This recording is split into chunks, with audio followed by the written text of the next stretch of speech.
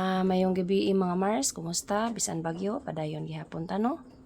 So, ang akong ika-share mga Mars sa akong nakatunan sa atong gitun-an sa Exodus 1 hangtod sa 5. Una, nagmando si Parwa nga pantuson o silutan ang taga Israelita kay nabalaka siya nga mas nindaghan ang mga taga-Israelita. Sugod sa chapter 1 no, diha na to mabasa nga puno no gyud sa kabalaka si Parua kay mas nindaghan ang taga-Israelita kaysa mga Ehiptohanon. So hantod nga niabot siya sa iyang desisyon nga nagmando siya nga ipapatay ang tanang kinamagulangan nga laki ug ang mga anak nga babayi mao'y buhion. Apan, wala gitugot ni Amang Yahweh. Kaya ang mga mananabang wala mutuman sa kung unsa ang gimando ni Parua.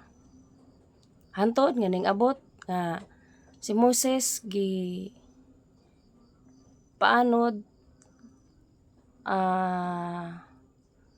sa suba, gibutang sa basket ug timing pagyud kayo nga ang nakakuha niya mao ang prinsesa. So diha padaan mga Mars atong makita nga ang tanan kabubuto ni Hamang Yahweh. Ug sa dihang nidako na si Moses, niabot ang higayon nga nakiistorya na niya si Amang Yahweh, diha dako kayog pagtulunan. Kay bisan nagpakita nagmilagro si Amang Yahweh ni Moses, apan nagduha-duha gihapon si Moses, ana ang pagduha-duha sa iyang nauna. Gani ni-insister pa siya nga kapila siya giingna ni Amang Yahweh gisugo nga padtuon ni Parwa aron pagawson sa pagkaulipon ang iyang katawhan. Apan ni-insister gyud si Moses mga Mars no, mabasa na to diri sa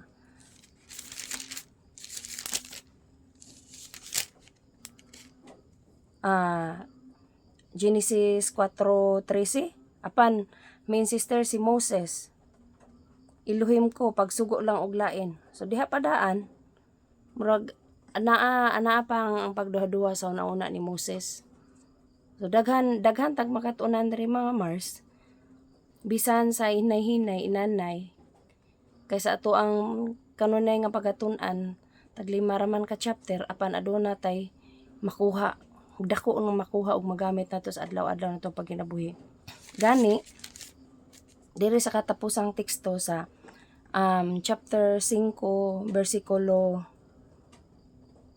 22 hangtod sa 23 midangop mabasa na to diri mga Mars no, midangop si Moses kang Yahweh ug miingon, Elohim, nganong giingon mo niini paglisod-lisod ang imong katawhan, nganong gipadala kunimo? Sukad nga nakigsulti ko ni Paraon sa imong ngalan, gipaantos kami